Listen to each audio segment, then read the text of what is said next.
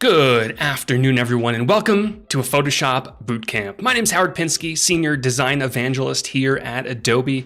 Hope you're all doing well on this Monday morning. As you can probably tell, it's been a while since I've streamed live here on Behance, so bear with me just a little bit. Want to give a big hello, good morning, afternoon, or evening to everyone joining me in chat today. We've got Steve and Andres and Clarissa and Bruce and Mwenda and Laura and Renata and Michelle and Gina, Oliver, Anika. Great to see all of you. Familiar faces, new faces. If you are brand new to this whole Behance streaming experience, definitely let us know in the chat. If you're new to Photoshop, welcome.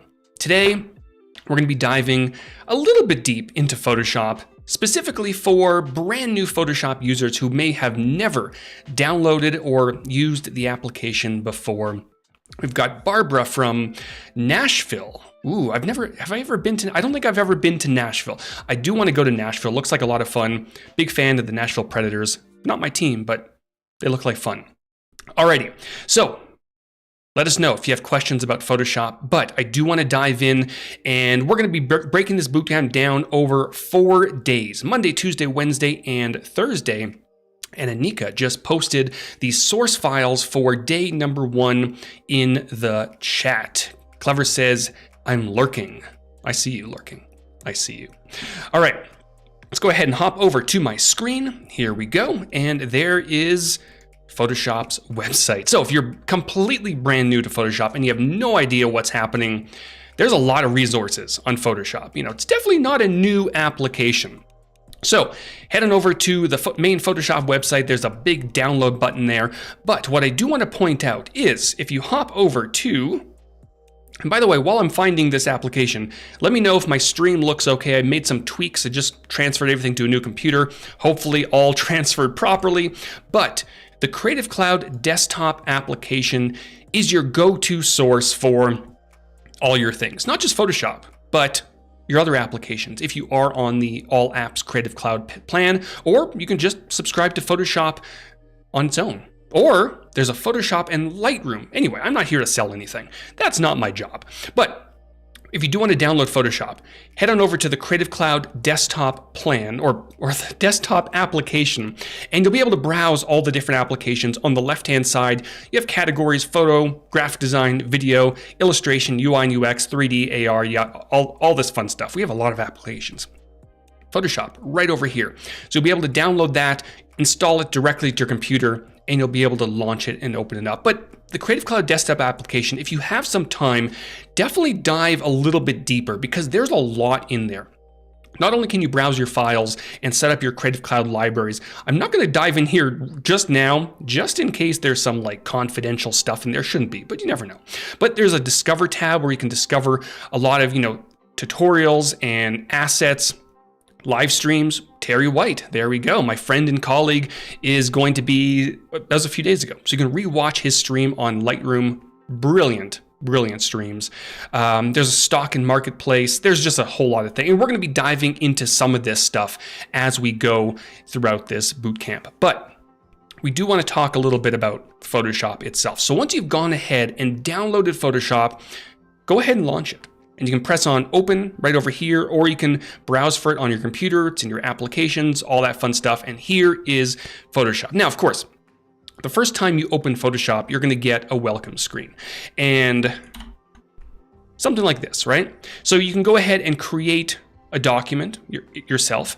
But a lot of people, what I've realized is when they open up Photoshop for the very first time, is they usually have an image that they want to start editing. Right?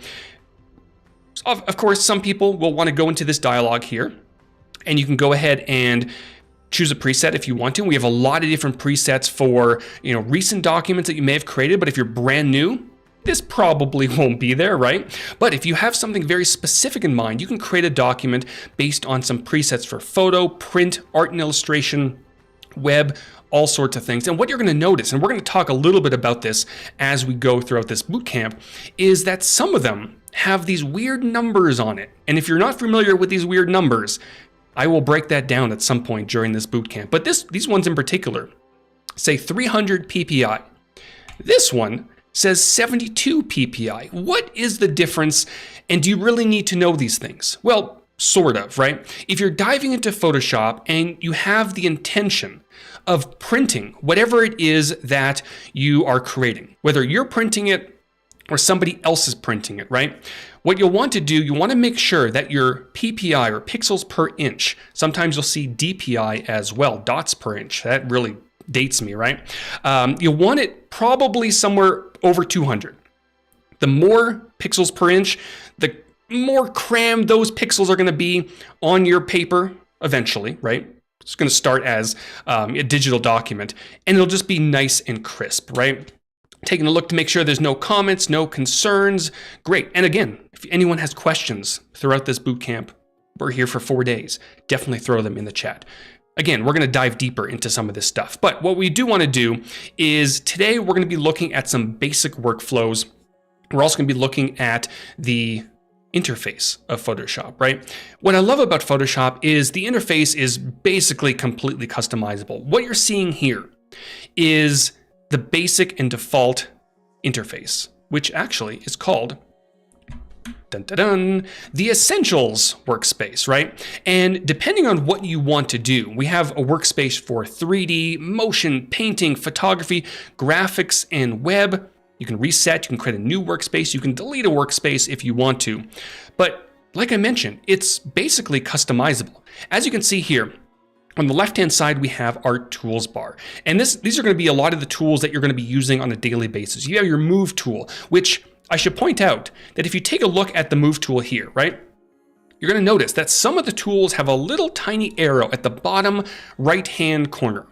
What does that mean exactly? Well, if you hold down your mouse, you're going to get this little flyout. And some of the tools have common and related tools alongside with them. So this one in particular has the move tool and also an artboard tool. How many people did not know that Photoshop has artboards? They were introduced a few years ago. Very similar to Illustrator or various UI or UX applications have artboards. Photoshop has them too, which I'm using on this document that we're going to be diving into our source files for. Why is 3D still there? I mean, there's still some 3D functionality in Photoshop. Of course, it's not the ideal application for 3D workflows, but it's still there, right? So you've got things like your move tool, you have selections. Selections is a whole other beast. We're going to talk a little bit about selections today, but we're going to be diving deeper into selections tomorrow and on Wednesday as well. But there's a million selection tools. And that's the cool thing about Photoshop is that there are so many different ways to do something, whether it's selecting an object or selecting whatever it might be, that don't ever let someone tell you have to do it this way. You have to use the quick selection tool or the object selection tool. Use whatever feels comfortable to you, right? So again, you hold down your mouse and you have different tools. But this goes a little bit further, right? Down here at the bottom, there's these little dots, right? What does that do? Well, if I hover over it, it's going to tell me I can edit my toolbar.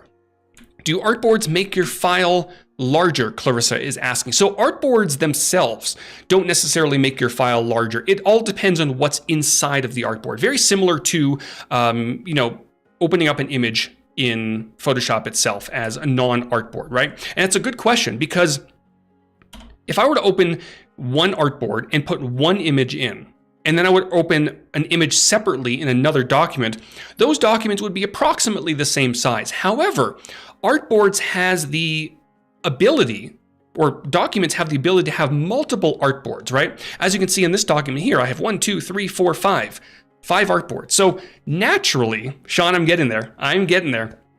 Naturally, if you have 5 artboards with 5 assets or images or designs in them, then naturally your document's going to be a little bit larger, right? Than if you were to have separate documents with separate images, right?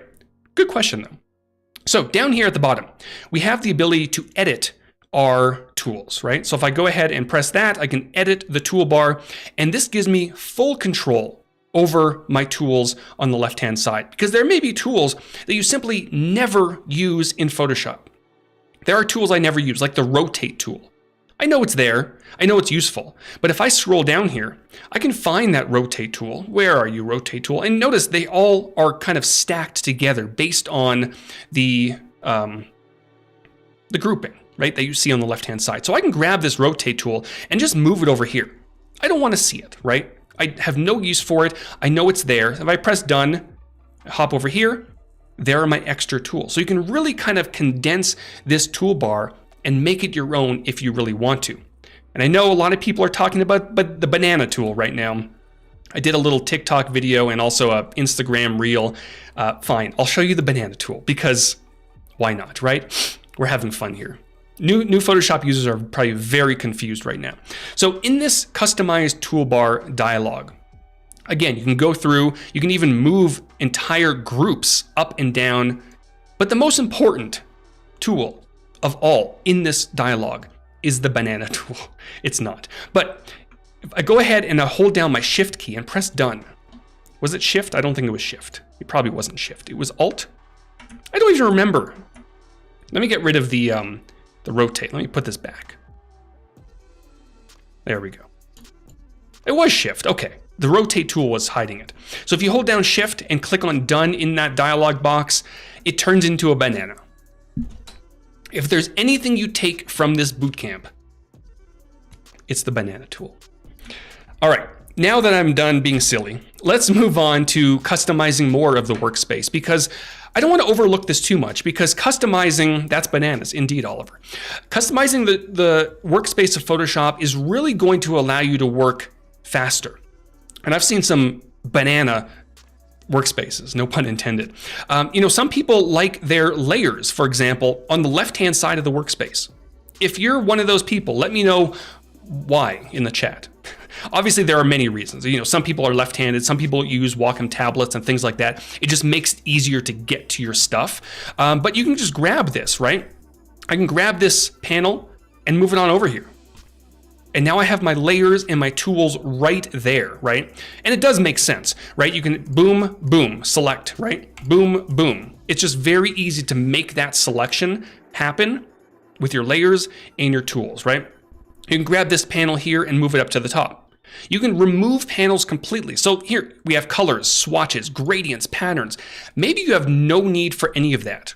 Right click on it and you can close just the one that you right clicked on, which is colors in this case, or you can right click and close tab group, which will get rid of the entire thing, which is amazing. And just with a few movements, we've been able to customize our workspace to our liking, which is wonderful. Now we also have at the top here, we have our options bar, and that's going to dynamically change based on the tool we have selected. So you're going to notice as I toggle between these tools, move, selections, right? And even the different selection tools have different options at the top, which is very important. Now, many of these things you can find in your menus up here, right?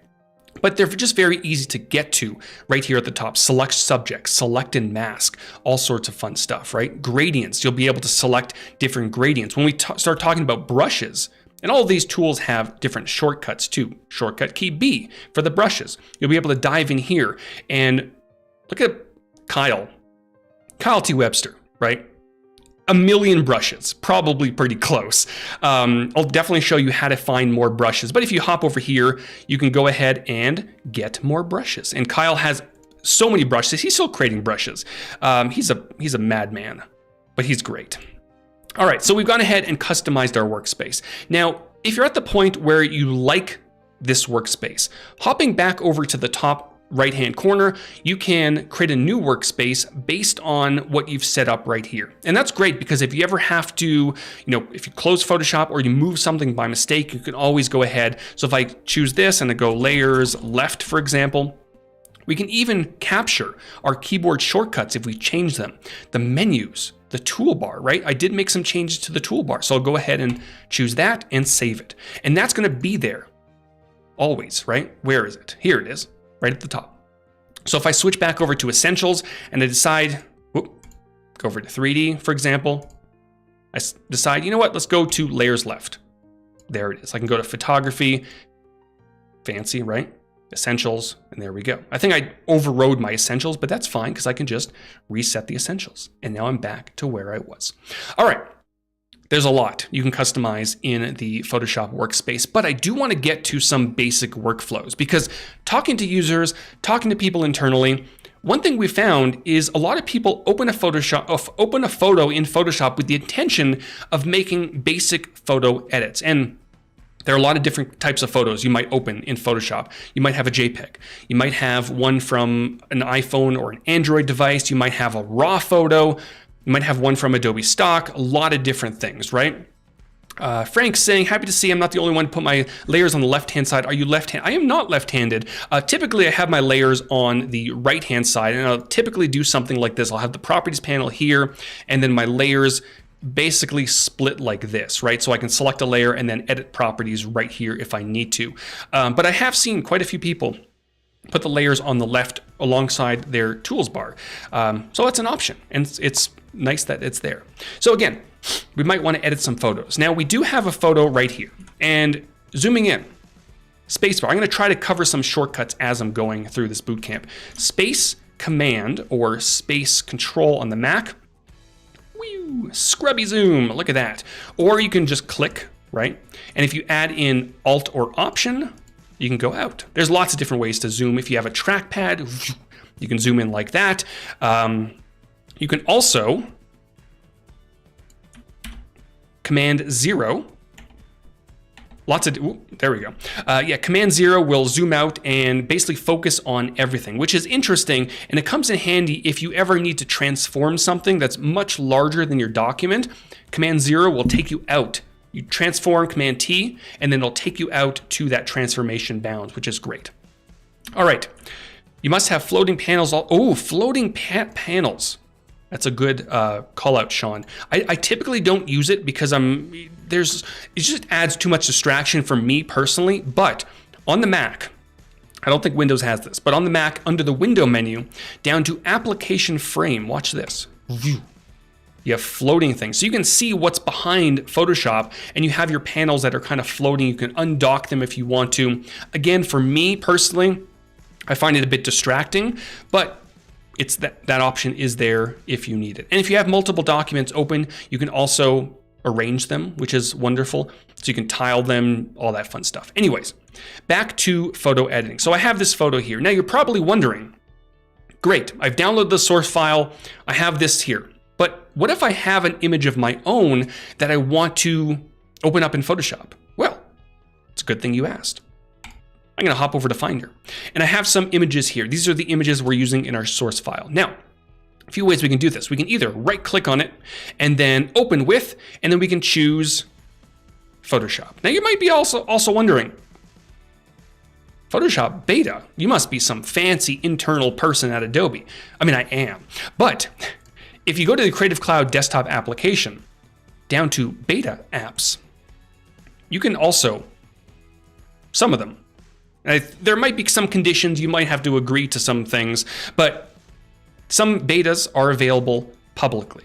So things like Photoshop beta, Illustrator, Premiere, After Effects, all sorts of fun stuff. I don't think there's anything confidential in here, so, but some beta applications are available to test. So if you want to dive into some new features ahead of time, specifically if you want to provide feedback to the team, I would definitely recommend doing that. All right, so we have a photo.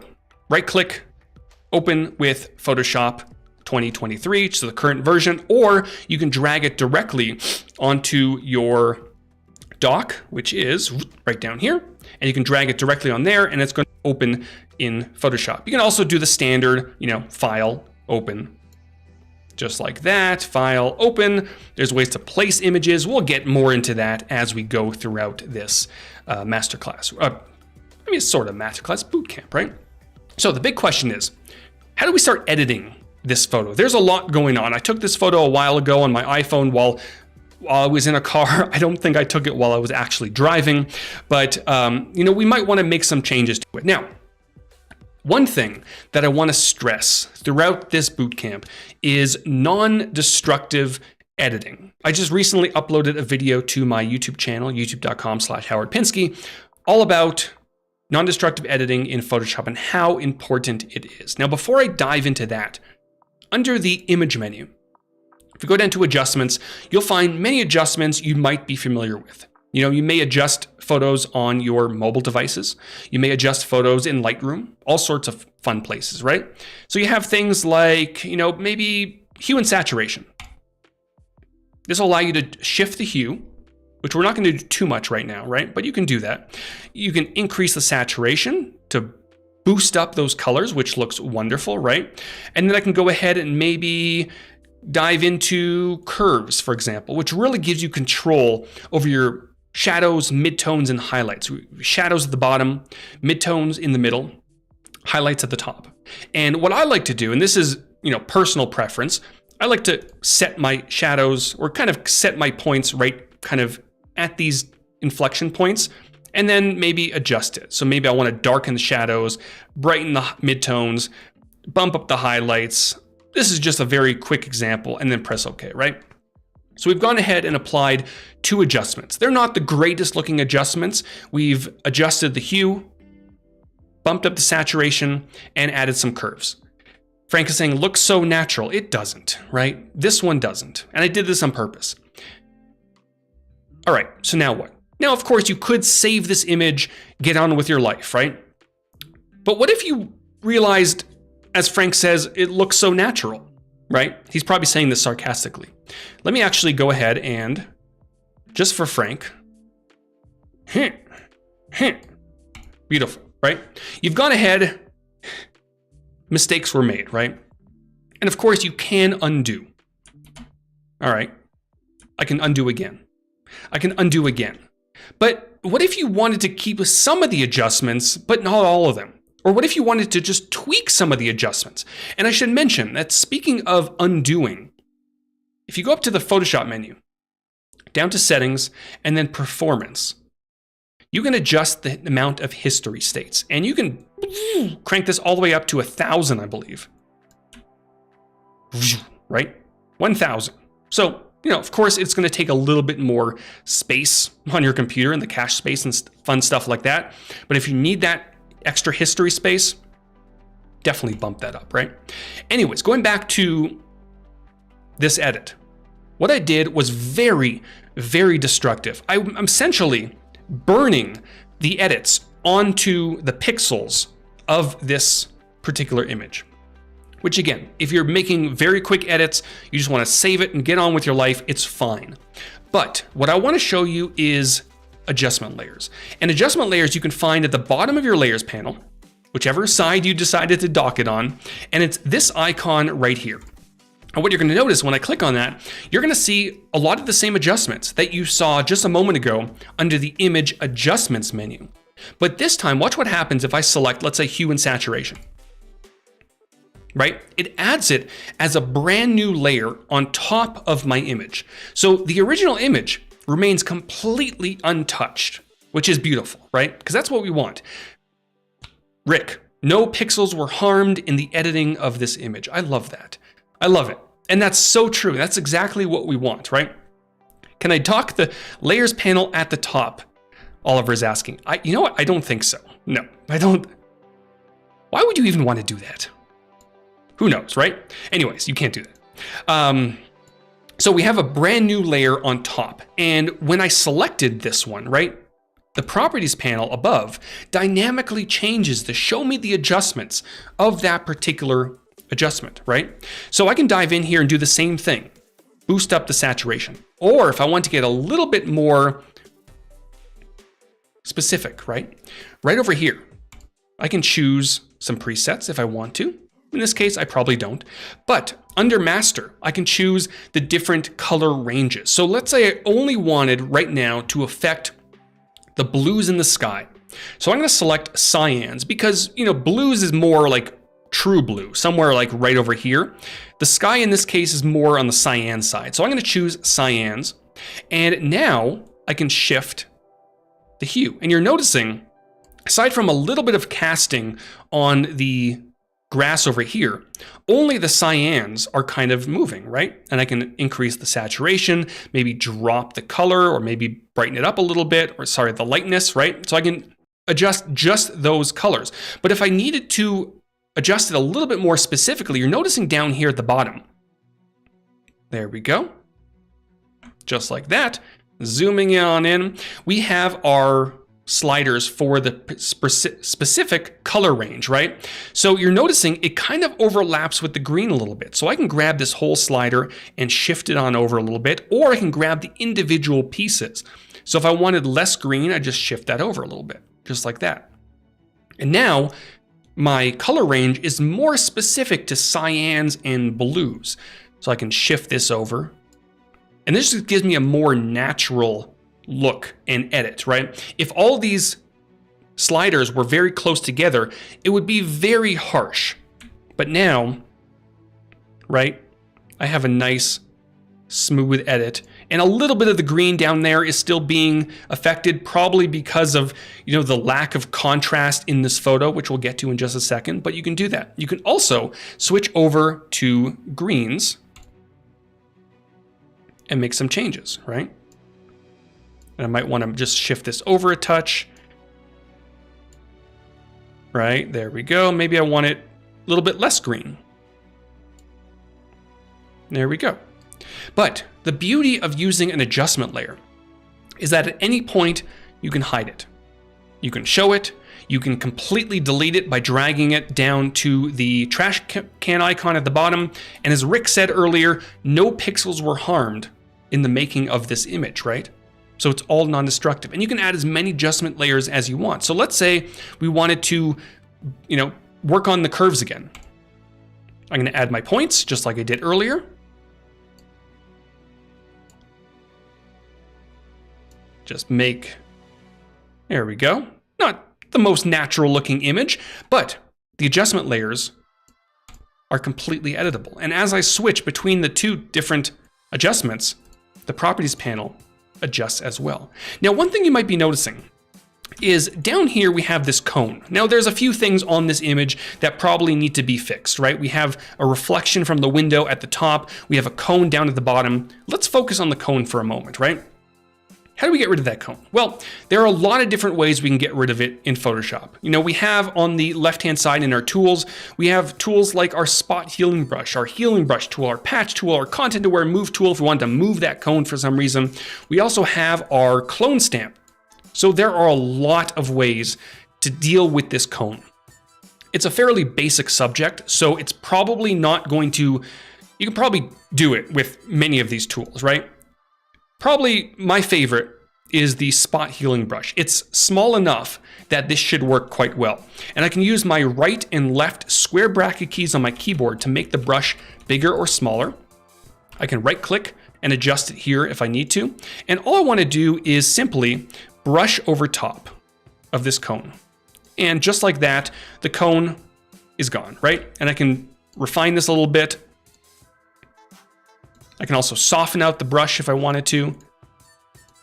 But again, what did you notice? And Rick is probably screaming at his computer right now. It's destructive, right? The edit that I just made was burnt onto the pixels of this image, which is not good, right? In this case, it might be fine because it's just a cone. No one's going to really notice it was there in the first place. Let me undo. Continuing on the subject of non-destructive editing, we may have situations where we want to make that same edit, but we want to make sure that we can go back, or we can hide some of it, or delete it, or so many different things. And General Kenobi is saying this can be also done on another layer. Indeed. But what is a layer, right? Many of you who are new to Photoshop, you may have heard the term layer, but you have no idea what it is. Well, at the bottom of your layers panel, right down here, you have a plus button. And this allows you to add a new layer. Now, there's lots of different kinds of layers in Photoshop. This is a standard layer, and it's going to give you a blank layer, right? And think of it like a piece of cellophane or something, right? You might have over top of another physical photo. You have that, and you have a Sharpie. You're able to write on top of the, clear piece of plastic. And if you need to erase something, you usually, take a Mr. Clean magic eraser or something, and that sort of thing. I don't know why I do these things. Or you can take that piece of, plastic and just throw it away, right? And that's kind of the same concept. Whereas if I grab a brush, shortcut key B, and, draw a bunch of squiggles on top of this, it's on a separate layer. So I can hide the layer, very similar to adjustments. I can show the layer, I can delete the layer. When we start talking about layer masks, we can start to hide or show parts of this layer. There's just so much we can do with layers and layer mask and all sorts of things. But in this particular case, we want to make sure, let me undo this. We want to make sure that we can make this content aware heal on a separate layer so it's non-destructive. So going back over to our tools, I'm going to choose the the spot healing brush tool, which uses content aware. And then at the top, we have our sample all layers option. Now, some of the tools have different options. They allow you to sample all layers, sample current and below, current layer. Gets a bit confusing sometimes, but it's up there on the options, right? So if I were to keep this off and try to brush, nothing is going to happen because on the current layer, there's literally nothing on it. So it's sampling nothing, which is useless, right? So if I turn on sample all layers and do the exact same healing that I did before, I'm gonna brush over top of this cone, boop, it's gone, right? And I can make some fine-tune adjustments just like this, and there we go, it's gone. But of course, we have on a separate layer. Clarissa is asking, does it matter if the image is a smart object or rasterized? That's a very good question. In this particular case, it probably doesn't matter because all of our edits are being done on separate layers on top of it. For things like our camera raw image over here, that will matter. And for other examples that we're going to be covering in, I think tomorrow, Wednesday and Thursday, I love smart objects, and we're going to be diving much deeper into those smart objects.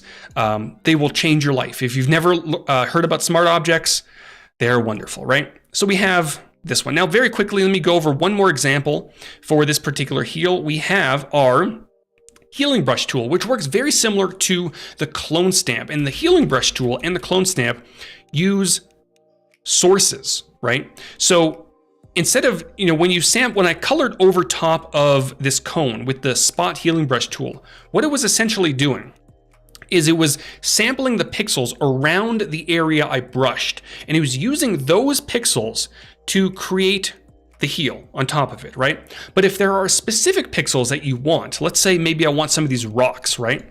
So over here with my healing brush tool, I'm gonna make sure to either choose current and below or all layers. In this case, it doesn't matter. And I'm going to hold down my Alt Option key to sample a source, right? So let's start over here.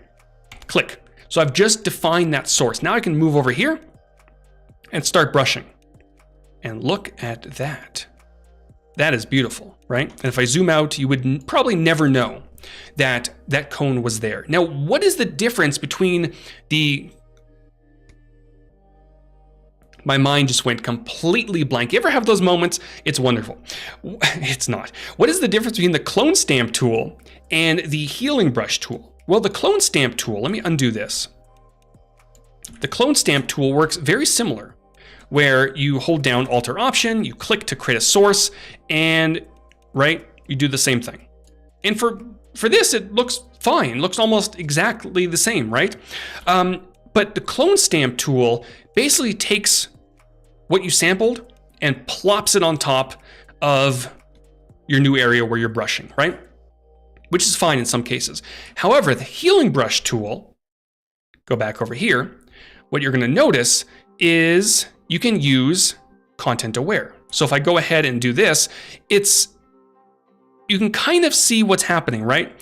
It's using content aware to do a better heal. So it's not an exact duplicate of your source. So it's putting the source pixels on top, but it's also blending it in really nicely with the surrounding area. So it's not identical, right? We'll talk more about that in the future. But anyways, so this is example number one. We're probably a little bit behind right now, but we have our adjustment layers, which are all non-destructive. I would definitely encourage you to use those. And we have our layers where we've been able to heal on top of them using the spot healing brush, the healing brush, and the clone stamp tool. Now, another example, another way to edit some of your photos. We have this photo here that I took in Toronto a few years back. And what I'm gonna do here is just like I did before, I'm gonna open this up in Photoshop. There we go. And here's an image. Not a terrible image, but there's a lot I might want to do. I might want to brighten it up, boost up the colors. And again, we can definitely use our adjustment layers. However, one thing that I would stress for images like this, and this is not, has the stream got cut? I hope not. Looks like I'm okay. No, everything's okay, perfect. If anyone has issues with the stream, just refresh the Behance page, you should be good.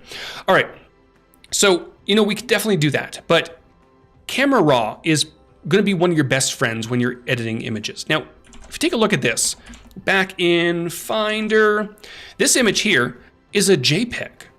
Now you might think it's not a raw image like this one over here to the left. That's fine. Camera Raw still works with non-raw images. Filter, a lot of different filters, but we have our Camera Raw filter. Now, before I dive into Rick, you can see the Space Needle from Toronto. Funny. I can dive into the Camera Raw filter, but Clarissa previously was asking, should I convert my stuff into smart objects? And the answer is yes, yes, yes. But first, no. Just to show you why it's not a good idea, or just to show you why, never mind. So I'm gonna first do it with no smart object. I'm gonna go through, maybe, brighten up the exposure. Let's drop the highlights a little bit, brighten up the shadows. Maybe we'll want to crank up the clarity because that's a thing people do from time to time. Bump up the vibrance, right? Maybe I'll want to sharpen it under detail. Beautiful. I'm gonna press OK, right? And that looks fine, right? It's a pretty good edit. Before, after, before, after. Not bad, but again, very similar to how we did earlier under the image adjustments menu. All of those edits I just made were burnt into the pixels of this particular image. Not good, right? So the solution to that, if I undo this, is to use a smart object. And we're gonna talk a lot more about smart objects tomorrow, Wednesday, and Thursday. But there are two ways to do it. Right click on your layer, convert to smart object. Or if you're under the filter menu anyway, you can convert for smart filters. Both will do the exact same thing. They're named a bit differently, but both will convert your layer into a smart object. So I'm gonna go ahead and do it in my layers panel, convert to smart object. Now, what the heck just happened? Looks pretty much the same, right? It is and it isn't. What you're gonna notice on a layer that has been converted to a smart object, you've got this little icon at the bottom right-hand corner. That indicates that this is a smart object. And what happened there is when you converted a layer or multiple layers into a smart object, it took the original layer or layers and it basically tucked them away for safekeeping in an embedded document so that if you need to access the original at any point in the future, you would simply double click and it would open up a new document right here, right? And the benefit of that, there are a lot of benefits, right? But the benefit, let me actually undo this for a second. If I were to work with this rasterized layer, I'm gonna unlock it and I'm going to transform it all the way down. Now you would typically never do this, but there are times where you transform objects down, back up, that sort of thing. And I want to make this back up again, right? That's not good, right? And you have to realize that when you're working with rasterized objects, this is not a vector image, obviously, right? It's not a vector layer. And Photoshop isn't typically a vector application. Use Illustrator for that, right? But when you get that face, yeah, that's the face I make when I realize I forgot to use a smart object. But when you make a transformation like this, you're squeezing the pixels and then you're stretching those pixels out and you get something like this. It's not good. And, Oliver says enhance. That's great in TV shows, but, we're not at that point just yet. Eventually we'll be, especially with all this AI nonsense. But let me undo this and let me go back and convert this into a smart object one more time, right? And again, it just took the original layer at its full size and stored it for safekeeping in an embedded document. So if I were to do this one more time, view, right? accept those changes, transform again, and resize. Look at that. Fancy, right? Like it never happened. So with a smart object, if at any point you think you're going to need to transform something down and back up again, or you think you're going to be using filters, smart object, smart object, smart object, right? Fancy indeed. But another benefit of using a smart object is that filters are non-destructive. So if I go down to the camera raw filter one more time, and let's go ahead and apply some adjustments just like we did before. Maybe I'll brighten the exposure and contrast a little bit, drop the highlights, increase the shadows, the typical thing you do to, many photos. Maybe I'll increase the clarity, bump up the vibrance quite a bit, a little obnoxious, but it'll work. And maybe detail. And you also have many, a lot of functionality that you'll have with adjustment layers like curves, for example. They work a little bit differently, but you've got something like this, right? All of a sudden, your photo's looking quite a bit better, right? And you also have some geometry. So if the buildings are a little bit wonky, right? You can use some, upright. In this case, didn't make a huge difference, but it'll work. If you are working with, an actual camera or raw photo that has a lens profile embedded, you can adjust for optics and things like that, or you can do it manually with a non-raw photo. But made all of my adjustments. Things are looking great. Here's the before. I'm just using the backslash key after, right? Looks pretty good. Or you can have this option down here at the bottom, but I'm going to press OK and watch what happened. Did you see that? Right down at the bottom, connected to the original layer, we have our camera raw filter, which is great. So not only can we hide it, we can show it, but we can also double click to open it up. And we can make some changes, we can make some tweaks. Maybe we want it a little bit lighter. Press OK, and there we go. So no matter where you are in the process of your edit, whether you're 100 states into the future, you can always double click on that smart object and make changes. It also comes along with a layer mask, which we'll talk about tomorrow probably, but it's there if you want to. What's the difference between Camera Raw and Lightroom? Josie is asking. Essentially, not much. Now, of course, Lightroom comes with the ability to, organize your photos, import photos, all sorts of other things. And there's, some nicer presets in Lightroom as well. But in terms of the actual adjustments, all of this, while it may look a little bit different and maybe laid out a bit differently, it's all the same, right? So if you open up a photo in Lightroom and Camera Raw and make the same adjustments, it should look the same. Should. All right, now speaking of Camera Raw, if we hop over here, we do have a raw photo. And you're going to notice if you're working on the source document, it has a smart object. And what's cool is when you import a photo into Photoshop, add a raw photo into Photoshop, and you double click on the thumbnail, it's going to automatically launch Camera Raw, which is great, right? Or if you have the photo separately, like over here, and I'm going to open this with, let me bring it into, I'm going to drag it onto Photoshop. You're going to notice Camera Raw automatically opens up. Now, if you're not familiar with RAW versus non-RAW or JPEGs or rasterized or whatever it might be, RAW images typically have a ton more data, right, than a non-RAW image. So I can go through and, make some adjustments, and I'm going to be able to push the bounds of this photo a lot further than I could with a non-RAW photo, right?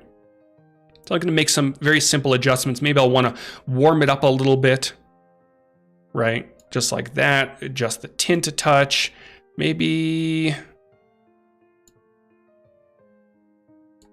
it's not looking too bad. I can also dive into things like color mixer or color grading, right? There's a lot of different things that we can dive into. And the color mixer is kind of cool because it allows you to adjust the hue, saturation, and luminance of specific colors. So I can drop the blues, maybe increase the blues for saturation. I can shift it a little bit. And again, all of this is done as a raw photo. Now, as raw. But if you open up a raw image in Photoshop, you have some options down here at the bottom. You can open it. Now, if you open it, right, it's going to open as a rasterized image. So it's going to burn everything onto the pixels. But if you hold down your Shift key, you can open it as an object, which is a smart object, right? So everything just got saved into that smart object where you can double click and open it up, which is wonderful, right? And of course you can apply additional filters because this is a smart object. Now, what additional filters could we potentially use? Well, there are a lot of different filters. If you wanted to blur, for example, may not make sense, but if we hop into the blur gallery. Now I was gonna say maybe a Gaussian blur, but that would more or less blur the entire image. But a blur gallery could be interesting. Let's go ahead and do maybe a field blur. What this is going to allow you to do is define some points. So I can say maybe, down here at the bottom, it's going to be blurred by about 15 pixels. But up here, where the actual focus is, I can click and then drag this back over maybe to 0. So we have some nice blur down at the bottom. Maybe I'll even increase it, right? There we go. And then it kind of, maybe I'll drop this down a touch. There we go. And we now have a nice blur. I can press OK, and what you're going to notice is that in just a moment, it's added it as essentially a separate layer on top of that smart object. So I can always either hide, show, double click to make some changes, right? Which is really cool. Now, one thing that I think would be kind of fun is talking about sky replacement a little bit, because this photo is pretty decent, but what if you want to mix up the sky just a touch, right? And we're going to talk more about this in day 3, but under the edit menu, we have a feature called sky replacement, and watch what happens when I choose that. Now it's pulling in the last sky that I used. But look at that, preview, on, off. But what you might be noticing if you look really closely, especially in this area here, right? It's changing a little bit, right? Because what sky replacement is doing is not only is it just, detecting the sky, by the way, through complex areas like this, which is amazing, but it's also adjusting the foreground a little bit. So if I hop into here and I can browse through some of these skies, and by the way, you can also get more skies, which is wonderful. Or you can import your own images as skies, which is great. But let's find something like this. Ooh, that's fancy, right? So once you've selected that, you can go ahead and shift the edge a little bit if you wanted to. But I think that looks pretty good. You can fade the edge. But down here, you can also adjust the foreground. So if the color just didn't match, because we were essentially going from a very cool and blue sky to now a very warm and orangish sky, right? So I can crank up the foreground lighting, and you're noticing, again, in this area here, this is basically nothing, and then all the way. And you can adjust the color as well, which should shift it a little bit more warm. And now, look at that. Oh, that's just amazing. It might be a little bit overdone in this area here. So maybe I can drop it a touch. And then you have some options on how to export it. So you can output it as new layers or a duplicate layer. Now, if you're outputting it as a duplicate layer, what it's going to do is it's going to take all those edits and crunch them down, rasterize them, and give you a single layer. And it's also going to preserve the other layer as well in the background. But you won't have much control after that. But if you output it as new layers, watch what happens. There's going to be a lot going on here. But it outputted the sky, the edge lighting group, and also some of the lighting as well, some of this foreground lighting, and then also some of the foreground color. So if you needed to make some very fine-tuned edits, you can definitely do that, right? Or if you needed the sky by itself. So let me go ahead and lock this. I'm going to duplicate this, Command and Control J, or you can right click and duplicate layer, or you can drag it down to the new layer icon, right? I'm going to move this out of this group.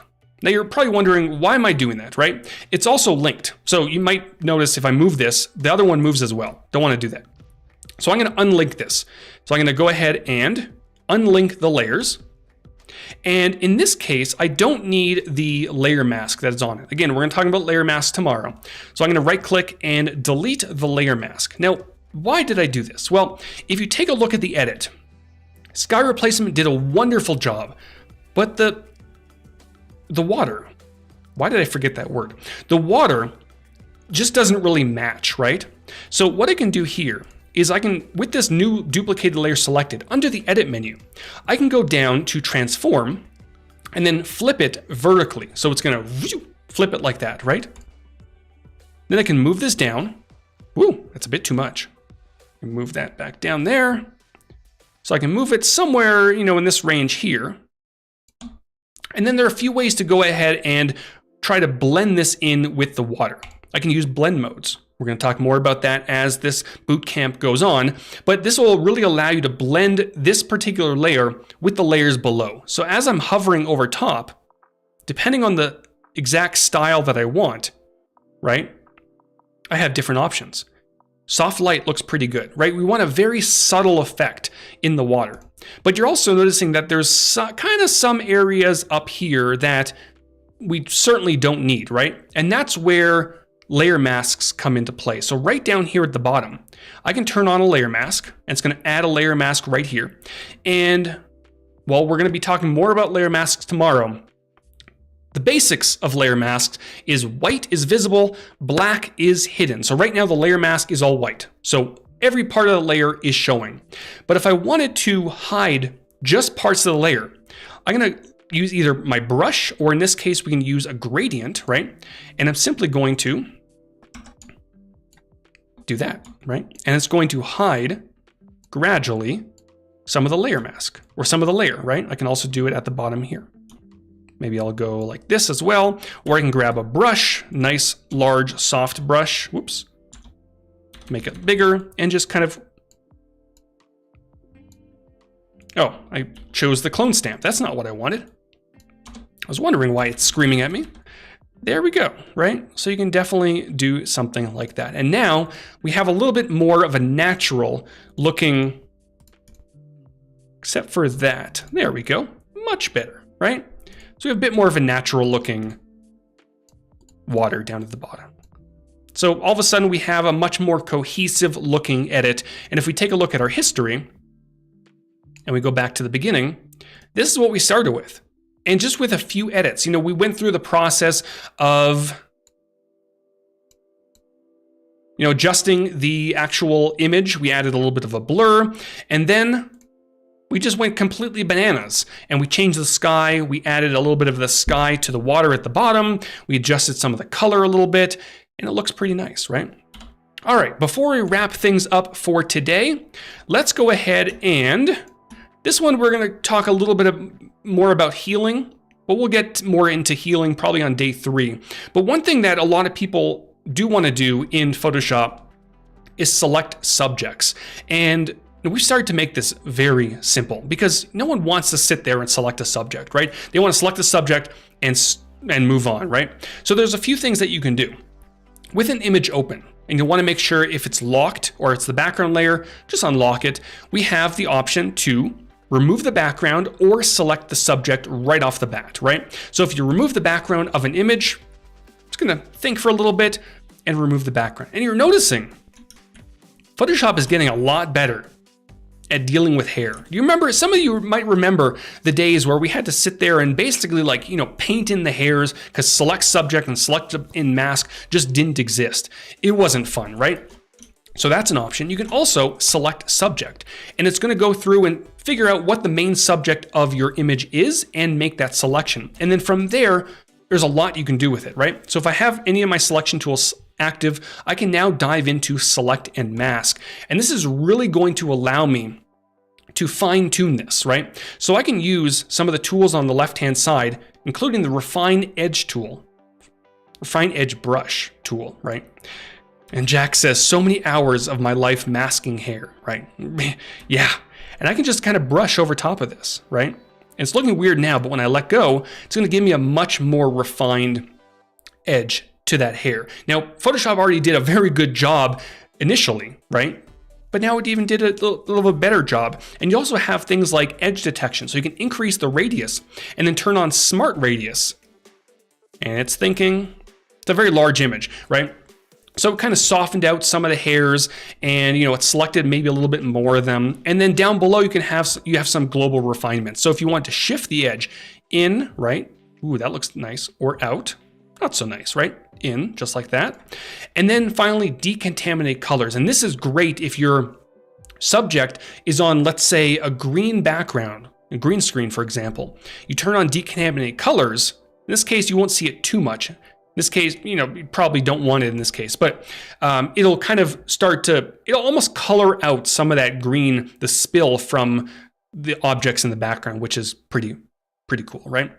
So again, we're going to talk more about selecting subjects and masking them out and doing all sorts of things tomorrow, where we're going to be creating a magazine cover using all sorts of techniques in Photoshop. So definitely stay tuned for that. A big thank you to everyone who has tuned in for day number 1 of the Photoshop Bootcamp. I will be back tomorrow, same time, same place, same application. And if you have questions, definitely let me know on Twitter @Pinsky, and I will see you all then. Thanks, everyone.